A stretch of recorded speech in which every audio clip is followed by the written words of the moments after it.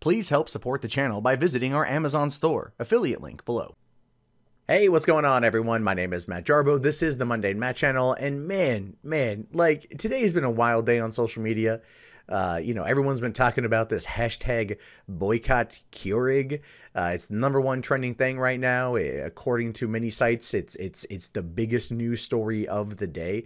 Everyone is talking about it, but what exactly is it, and why exactly is it happening? Because I still find it to be relatively interesting that it's focusing on Keurig over other companies to boycott, right? Considering the fact that this has everything to do with Sean Hannity and comments he made the other day over the accusations levied at Roy Moore, the senatorial candidate out of Alabama, who has been accused of having improper relations with a 14-year-old back when he was 32 years old.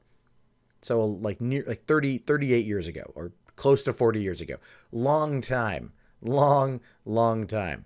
And of course, Sean Hannity here having to play the part and play the role of trying to, defend his guy, kind of, because this is a Bannon pick, and Hannity is straight up on board with that. This is what he had to say in regards to this situation. And you can see why people will be upset when you get to the bottom of it here, saying, there are false allegations made. I can tell you another thing that is common practice. People make allegation at, for example, big corporations. Big corporations then make a business decision. All right, if I pay $200,000, this goes away. Okay, you're out of here. We're done with you. It's all over, even though they don't believe it happened. And that is a lot of times that happens with big corporations. They look at the cost of litigation, and they look at the cost of everything, and they go, well, let's just pay him out some money, not have to actually admit fault, don't, believe or care what's going on. It's a cost of doing business, so we move on with their day. And that's what the next statement says. But the finishing paragraph here is, how do you possibly tell, the truth? Except, okay, so the two girls were older in this case. He was apparently like 32 when he dated. One girl was 18, one girl was 17. They never said he did. There was no sexual, there was kissing involved. And then they're saying this one encounter with a 14-year-old. And someone there named McLaughlin says, and it was consensual. Hannity falls back with, and consensual, that's true. And there's, I don't know how you can find out the truth. Which, to be fair, is an accurate statement to make. There's no way to know if it was or wasn't consensual at the time. It's he said, she said. However, I'm not defending Moore. I'm pointing out the context of what Hannity is saying. The legal age of consent in Alabama is right now 16 years old, and back in the 70s when this is alleged to have taken place, was also 16 years old. It hasn't changed. So the age of consent is still, in fact, the same. So it doesn't change anything from a legal standpoint. I mean, the statute of limitations might have passed, so on and so forth. But in that particular context, no. Now, Hannity has apologized for those comments because he was referring to the 17-year-old and the 18-year-old as consensual. At least that's what he says. And looking at the state law involving age of consent, hey, Moore being 32 could have been with a 17-year-old and an 18-year-old, and it's perfectly legal in the state. Wouldn't have been legal in the state of California, but in the state of Alabama, absolutely legal. So that is something to consider. So where does this whole Keurig thing come into play here? Well, over here it says, advertisers ditch Sean Hannity over his coverage of Roy Moore's alleged pursuit of teens, which is one of this is the thing here. If you ask the wrong question in this day and age, or you don't phrase it in the right way instantaneously, this is one of the problems. People tend to take it and they run with it and they push it, and that's something that tends to impact everyone. It doesn't matter what your political leanings are, what your political affiliations or ideological beliefs are. It can hit you at all. This kind of information running rampant can be damaging. Saying here that at least 5 companies, including Keurig and Nature's Bounty, have publicly distanced themselves from the Fox News host this week. So Yeah, at least 5 companies have announced they will not be advertising during Sean Hannity's TV and radio shows following the host's coverage of the Alabama Senate candidate Roy Moore, who is accused of sexual misconduct with a 14-year-old. Eloquy, a plus-size clothing retailer, was the first company to publicly distance themselves from the right-wing personality, followed by 23andMe, Nature's Bounty, Keurig, and Realtor.com. Representatives for the 5 companies, as well as Fox News, did not immediately return HuffPost request for comment here. So here's the thing. If Eloquy was the first one to go, Nature's Bounty, 23andMe, they've all backed away from Hannity. Why is it with Keurig? What is it with Keurig? They've all come here and they said we've received inquiries about advertising. We're not running advertising on Hannity, and they're closely evaluating where they're going to be advertising. I know 23andMe does a lot with SiriusXM. I know because I have SiriusXM and I hear their ads all the damn time. You've got Keurig here saying we worked with our media partner and Fox News to stop our ad from airing on Sean Hannity's show. Realtor saying, while we continuously strategize and where we advertise on and offline, we are currently not and will not be running ads on Hannity. I mean, what's the difference between Keurig and Realtor.com? Why is Keurig getting the crap here when there are other companies that are also doing the same thing? Is it just because Keurig, in essence, is the biggest one? It's possible. I mean, a lot of people out there drink coffee. A lot of people out there like Keurigs.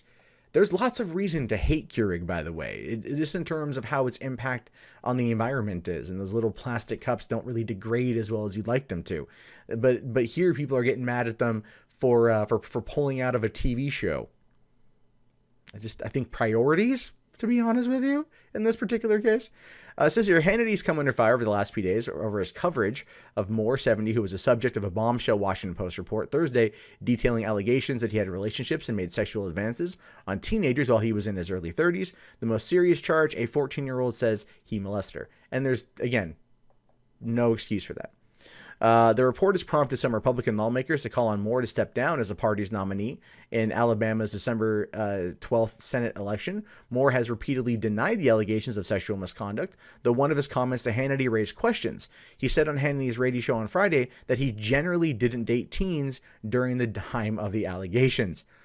That's kind of an odd thing to say. Now, the dude's been married for a long time. He's got definitely a few kids, a few grandkids.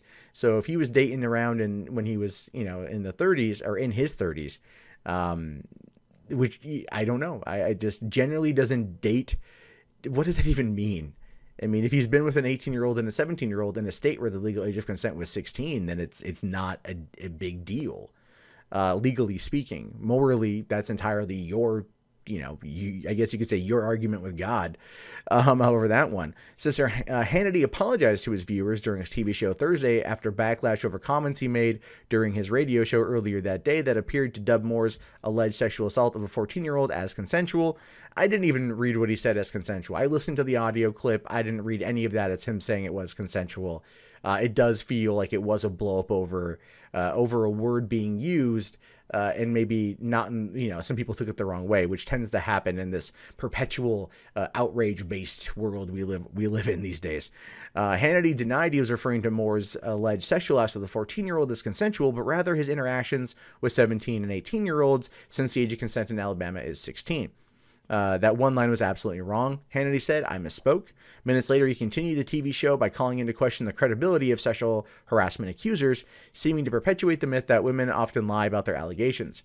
Here's the thing with that, though, is we've come across cases, many, many, many cases every year of women lying about these accusations. So when you start asking, is it true? Then there is definitely a reason to ask those questions, especially when you start looking at high profile cases like UVA that have called in a lot of that into question quite a bit.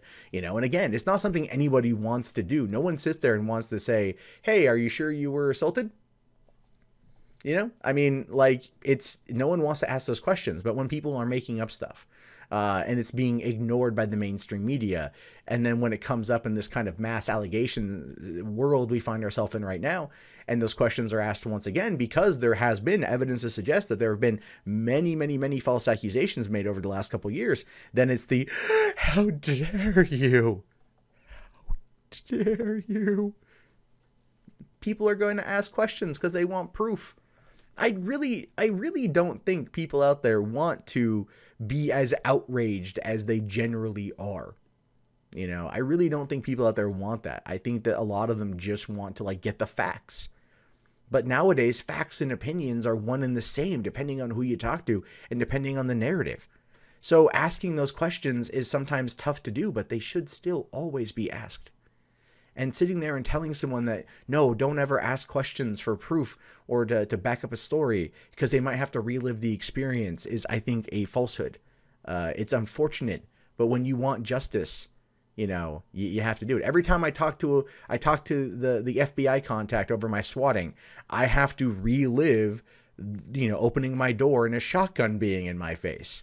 It's not something that's pleasant, but I want the douchebag who did it brought to justice. That's part of what has to happen. And it goes for any and all crimes and any and all allegations of said crimes. That's where we find ourselves. Now, he says here, now I know this goes back to what you said. Do people do it for money? Hannity asked Mercedes Colwin, a Fox News legal analyst. Do people do it for political reasons? Is that more common than people would think? Hannity's remarks sparked a backlash on social media, which prompted 5 companies to reconsider advertising during his shows. His supporters called for a boycott of Keurig products on Twitter in response to the company's decision to pull their advertising, but the hashtag campaign appeared to backfire. And it really did, because again, there's 5 companies that have backed out. Why is Keurig the big one here? So you got a bunch of people here saying, you know, thanks to Keurig, and, you know, don't boycott Keurig. They pulled their ads from Hannity and deserve to be celebrated for it. Because a guy posed a question, right? Like, because he literally just asked for evidence, like, and that's the whole issue. That's a problem here. Like, the boycott Keurig thing is dumb. On both fronts. It's dumb on both fronts. Keurig and 23andMe, you know, like, there are way worse reasons to pull out a Hannity, I think, than this particular issue. But this is the problem when it comes to being a person who does the media, who talks about current events, who covers current events. Everyone's going to have a difference of opinion. Everyone's going to have a different thought process. Everyone's going to be thinking a different way and coming at it from a different perspective. And if someone out there doesn't, you know, fall in with the narrative, I guess, then they find themselves subject to attack from, you could say, all sides, and wanting to see their sponsors pulled and everything else pulled, because in this case, he's literally just asking a question. I find that to be ridiculous. And I am a person who, like, loathes Sean Hannity. I despise this muckraking scumbag. And I'm sitting here after effectively defend him for not only espousing his opinion, but asking a question. That is the worst part of this for me. Patreon.com/MundaneMatt. Because I'm also a horror. Anyway, this isn't the first time advertisers have ditched Hannity. In May, numerous companies dropped his Fox News show from advertising, including Cars.com and Crown Plaza Hotels, after he continued to promote a conspiracy theory about the Democratic National Committee staffer Seth Rich's death last year. Yeah, Hannity's not had a good year for that. That's true. The advertising exodus comes amid a whirlwind of sexual harassment allegations against several Fox News employees, including Bill O'Reilly, who was forced to leave the network in April after numerous sexual harassment allegations were made against him. And Fox I don't think is fully recovered yet. I mean, they got Tucker Carlson. I mean, so that's something. I don't mind Tucker, actually, to be honest with you. I prefer him way over Hannity. But that being said, this is a situation that I feel is dumb. I feel is blown out of proportion. I think what you have here is you have the people on the left that are so just frothing at the mouth in order to try to get rid of Hannity that they figure this is the best way to do it. So they're trying to Glenn Beckham, essentially. And then you got people on the right that are butthurt over it and that are trying to fight back by trying to boycott one of the 5 companies through a hashtag. You've also got that hashtag now being put out there through a number of Russian-controlled bots and troll farms. So that's interesting. And you've got, like, everyone in between, like, oh, it's just the left is being stupid too. Everyone's being dumb. I mean, Hannity, he didn't sit there and say that it was consensual. He was talking about the 17 and 18-year-old. It's a stream of consciousness conversation. It was on his radio show. You know, these things are never scripted. And people will jump from one thought to another sometimes, and that does get taken out of context. He apologized for misspeaking, and he clarified what he intended to say, what he meant to say. But apparently that wasn't good enough, because then he asked a follow-up question and people are trying to go after his advertisers. I mean, come on. What the hell is going on? There are many things to hate Sean Hannity about. Don't pick low-hanging fruit, because it makes you, my left-leaning audience, look like a bunch of dumbasses. And you, my right-leaning audience, don't boycott Keurig for something that them and 4 other companies are doing. Either boycott all or boycott none. Picking one is just stupid, right? I mean, it's fucking Keurig, man. Like, who cares? Go to Starbucks, get your holiday cup, or go to Starbucks and get mad that their holiday cup isn't holiday-y enough. Who knows? Who knows what's going to trigger conservatives in coffee this holiday season? This from me to you, please. And this goes for everybody. Just stop being stupid. I beg you. I so beg you. Hey guys, that wraps up this video. If you'd like to leave a comment, please do so below. I love to read your guys' input. Be sure to hit that thumbs up button. It really does help me in the YouTube algorithm. If you want to support the channel, there's the Amazon affiliate store, there's PayPal, there's Patreon, there's Bitcoin. And if you're bored and you want something else to watch, check out 3 Buck Theater up here. My name is Matt Jarbo. I will talk to you guys later. Have yourself a wonderful day. Peace out.